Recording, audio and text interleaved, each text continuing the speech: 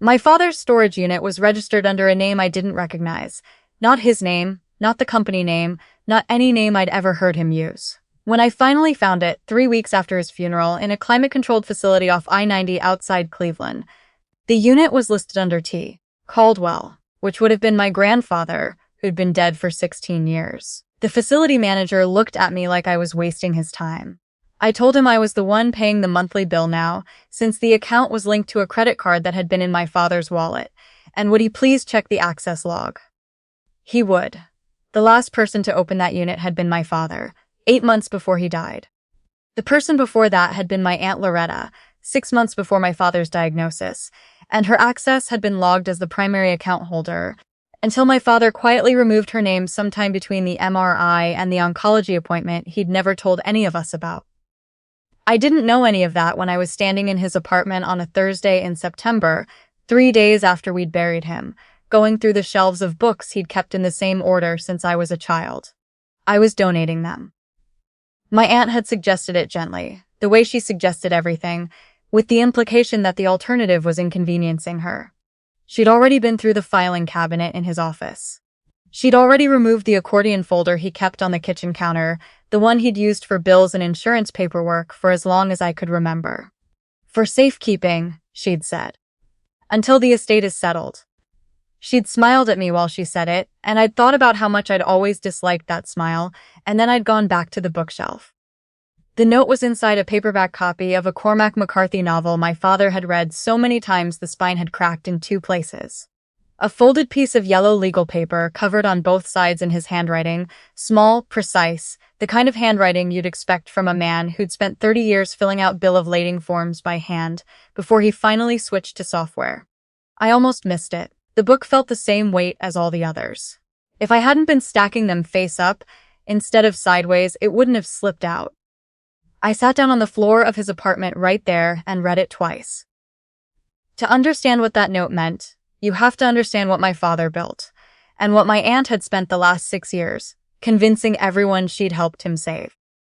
My father started Caldwell Home and Commercial, moving with one truck he'd bought secondhand from a bankrupt freight company in 1989. He did local moves out of Akron for the first 4 years, slept in the cab twice when jobs ran long, and he didn't want to leave equipment unattended in unfamiliar neighborhoods. By the time I was in middle school, he had 7 trucks, a storage facility he'd leased and eventually purchased outright, and contracts with 2 regional property management companies that kept the business steady through slow seasons. He wasn't rich, but he'd built something real, in the way that things built slowly tend to be real. He knew every driver by name. He knew their wives' names, their kids' names. When one of his drivers, a man he'd hired in 1996, was diagnosed with kidney disease in 2018, my father quietly adjusted the company's health insurance plan to cover dialysis. He didn't mention it. I found out from the driver's daughter at the funeral. My Aunt Loretta came back into the picture when my father got sick. She was his older sister, and they'd had the kind of adult-sibling relationship that functions mostly on Christmas cards and the occasional phone call. Cordial.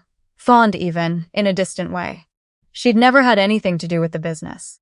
She lived in Columbus, had worked for years in real estate, and had a habit of talking about money in a way that made me uncomfortable even as a teenager. Too familiar with it. Too comfortable discussing what things cost and what they were worth, and who had made what kinds of mistakes. When my father's doctor told him the first round of treatment wasn't working the way they'd hoped, my Aunt Loretta drove up from Columbus and stayed for a week. Then she stayed for another week. Then she stopped going back. I thought it was love. I'm sure some of it was. But my father's note told me the rest of it. He'd written it the way he wrote everything, without drama, without editorializing. Just facts in sequence, with specific dates and dollar amounts in the margins. He'd noticed the first discrepancy himself, 8 months before he died, when a supplier invoice for vehicle maintenance came through at roughly twice what he'd been paying the same vendor for the past 4 years. He'd asked his office manager about it. The office manager, a woman named Dana who'd been with the company for 12 years, had told him the contract with the original vendor had been renegotiated by my aunt the previous spring. While my father was in treatment, and Loretta had been listed as authorized signatory for operational expenses. He hadn't authorized that. He hadn't authorized any of it. He'd started digging quietly, the way sick people sometimes do when they realize they might not have time to do things loudly. What he found, written out in that cramped handwriting on two sides of yellow legal paper, was that over approximately 6 years, my aunt had been positioning herself inside the company with the patience of someone who understood that trust is cheaper to exploit than it is to build. She'd started by handling paperwork during a particularly busy quarter when my father was overwhelmed with a large commercial contract. She'd leveraged that into being listed as an authorized contact on the company's bank account. She'd leveraged that into co-signature authority on checks above a certain threshold. None of it had been formal. None of it had been official. It had just accumulated quietly, the way things do when a person is tired and trusts the person helping them. By the time my father understood what had been happening, two things were true. The first was that he was too sick to fight it. The second was that he'd found the storage unit, the one registered under his father's name, the one my aunt didn't know about, and he'd spent 3 months putting copies of things in it. The last line of his note said, "If you're reading this, you already know which questions to ask. You've always been the one who asked them." I didn't cry until I got to my car. I didn't do anything for 3 weeks. I want to be honest about that. I carried that note in my coat pocket and told no one. My aunt was already managing the estate with the help of a probate attorney she'd brought in herself, a man who'd drawn up a codicil to my father's original will that directed 51% of the company's shares to Loretta as compensation for management services rendered during the owner's illness. The original will, which I'd never seen and which my father had apparently executed years earlier with a different attorney, had left the company to me outright. The codicil, dated 4 months before his death, when he was on his 3rd round of treatment and exhausted in a way that I still can't think about without my chest tightening, superseded everything. I called my father's original attorney, a man named Harris who'd handled his affairs for over 20 years, and asked if he'd been notified of the codicil. He had not. He asked me several careful questions. I gave him the number for the storage unit facility. I also hired a forensic accountant. Her name was Marguerite, and a law school friend had used her in a business dispute 2 years earlier, and described her as someone who read balance sheets the way other people read novels. She was. We met for the first time at a diner off the interstate because she said she preferred places where conversations didn't carry. Over coffee and a shared piece of pie neither of us really ate, I laid out what my father had written. She took notes on a yellow legal pad, which I noticed and which she caught me noticing, and she said she was sorry for my loss in a way that made clear she was going to make it worth something. For the next 3 months, Marguerite and I worked through the company's financial records the way you work through something you can't rush. Twice a week, usually in the evenings, at a conference room she kept at her office specifically for clients who needed to spread paper across a table without anyone walking past. My father's documentation was better than either of us had expected. He'd photocopied invoices, bank statements, the renegotiated vendor contracts, and a particularly damning series of expense reimbursements that my aunt had filed and approved herself for consulting services she'd rendered to the company she was simultaneously managing. He'd also written out a timeline by hand, including one entry that made Marguerite set down her pen and look at the ceiling for a moment before she said, quietly, "Okay, that's the one." The entry was from 14 months before my father died. My aunt had created an LLC in Ohio called Cascade Operational Services. It had no employees, no office address, no website. Between its formation and my father's death, Caldwell Home and Commercial had paid Cascade Operational Services $340,000 in service and consulting fees for work that, as Marguerite established through 3 weeks of tracing vendor records and payroll logs, did not exist. There was more. There was always more, once you started looking, but $340,000 paid to a company my aunt owned and my father hadn't known about was enough. It was more than enough. What I didn't do was say anything. Not to my aunt. Not to the probate attorney. Not even to Harris, my father's original attorney, who had begun his own quiet inquiry into the codicil and who sent me periodic updates in language so carefully neutral it was its own kind of anger. I was waiting. My aunt had been in active negotiations to sell the company's commercial fleet, 7 trucks my father had spent years paying off, to a regional logistics company that was consolidating equipment across its supply chain.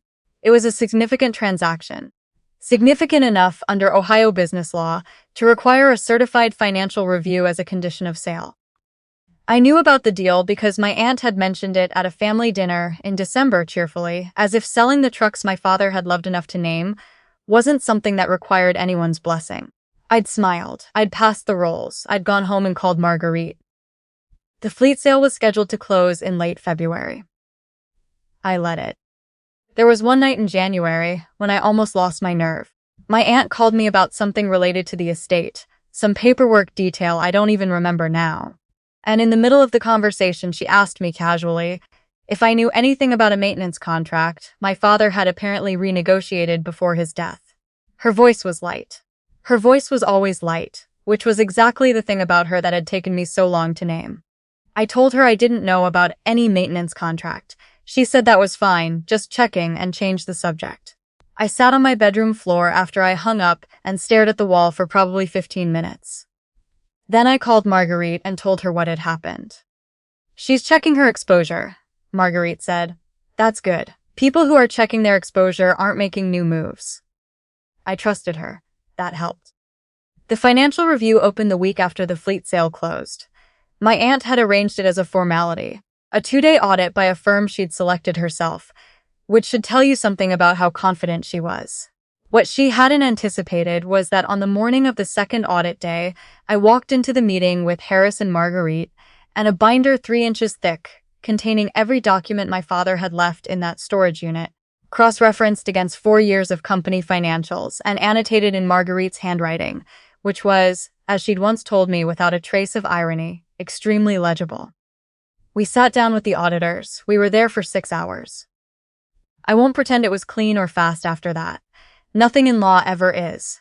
But within a month, Cascade Operational Services had been identified as a fraudulent vendor in the audit report, and the estate proceedings had been referred to the county probate court for review of the codicil's validity. Harris had located 2 witnesses to my father's original will signing, who were willing to testify that the document my aunt had presented bore a date inconsistent with the notary stamp. Marguerite's expert report on the Cascade payments was filed as a civil exhibit. A separate referral went to the Ohio Attorney General's office. My aunt did not take any of this calmly. She called me on a Tuesday evening, 4 days after the audit report was released, and talked for 11 minutes. I know because I was watching the time. She told me I had no idea what I'd done. She told me she had sacrificed 2 years of her life to keep that company running while my father was dying. She told me she'd done things for that business that no one would ever know about or appreciate, and that I was throwing it all away out of spite. She told me that my father, if he'd been alive, would have understood what she'd done and why. I waited for her to finish. Then I told her that I had read everything my father had written about what she'd done. Every page, every date, every dollar amount, and that he hadn't written any of it in anger. He'd written it with the methodical sadness of a man who had realized too late that someone he loved had been watching his company, the way a vulture watches something that's still moving. I told her that he had left me a way to fix it, and that I intended to fix it, and that if she wanted to tell me what he would have wanted, she should know that he'd had the same 6 months to decide what he wanted, that she'd had to take what she was going to take, and he had used that time to document every bit of it and put it in a box with my name attached to the key. She hung up. She hasn't called since. The codicil was ruled invalid 11 months after the audit. The original will was admitted to probate. The civil suit against my aunt and Cascade Operational Services settled 8 months after that for $285,000. What could be traced and recovered from the LLC's accounts before they were moved? The question of criminal charges is still, as of now, in the hands of the AG's office. I try not to count on it. The civil recovery was what it was, and what it was is enough. What it wasn't was the money itself. My father hadn't built that company to leave me rich. He'd built it to leave me something that meant something, and the money was just the evidence of how much it had meant to him. The trucks, the contracts, the drivers who'd worked for him for 15 years, and who showed up at his funeral in their work boots because they hadn't owned dress shoes in years. That was the thing. That was what I'd been trying to get back. Dana, the office manager who'd first told my father about the renegotiated contract, came back when I called her. She said she'd been waiting for someone to call. She brought her institutional memory back into that office like she'd never left, and within a quarter the company's books looked cleaner than they had in 5 years. My father had kept a photograph on his desk, a Polaroid from the early 90s of the first truck he'd ever bought, parked crooked in front of a gas station somewhere off I-77. He was standing next to it with his arms crossed, and this expression on his face that I'd always read as pride, but which I think now was also relief. The relief of a person who has done something hard and come out the other side still standing. After the estate was settled, Dana found the photograph in a box that my aunt's attorney had returned as part of discovery. It was water damaged at one corner. Dana had it framed and put it back on the desk where it had always been. I sat in my father's desk chair for the first time on the day we signed the refinanced fleet contract. New trucks. Not the ones that had been sold, but new ones. The right size for the contracts we'd retained and the ones we were rebuilding. It was a Thursday. It was raining. The parking lot outside the office window looked exactly the way it had looked every time I'd sat across from my father at that desk as a kid, doing homework while he finished invoices. My aunt had told me once, at some family gathering I couldn't place now, that my father was too sentimental about the business to make good decisions. She'd said it affectionately, like it was an endearing flaw. I'd been maybe 19, and I'd thought she might be right. What I understand now, sitting in the chair where he used to sit, is that she had mistaken patience for sentiment. He held on to things because he'd built them. He took care of people because he knew what it cost. He noticed things. The invoice that was wrong. The name on the account that shouldn't have been there. The sister he loved who had looked at everything he'd built and decided it was something she could take. He'd given me that note inside a book he'd read a dozen times because he knew I'd eventually go through the shelves. He'd put the documentation in a storage unit under his dead father's name because he knew my aunt would think to look for things registered under his. He had not been sentimental. He had been paying attention. He had always been paying attention. He just made sure in the end that I was too. The day I cleaned out the temporary office my aunt had set up in the back of the building, the one she'd furnished with my father's old equipment, the one she'd been using as her own for almost a year, I found a coffee mug at the back of a shelf that I recognized. An ugly green ceramic mug, with a crack down the handle that my father had filled with epoxy and kept using anyway, because he said it held heat better than the newer ones. My aunt had either not noticed it or not wanted it. I took it back to his desk. I put his photograph next to it. I made a cup of coffee and sat there for a while, looking out at the parking lot in the rain. And I thought about what he'd written at the bottom of that legal pad. He was right. I had been asking questions since I was old enough to ask them. I'd just spent too long assuming the answers didn't matter to anyone but me. They mattered. They were the only thing that mattered in the end. A question asked at the right time, remembered by the right person, answered 30 years later in a storage unit off the highway with a box of paper and a name no one else thought to look for. And everything my father had built was still standing.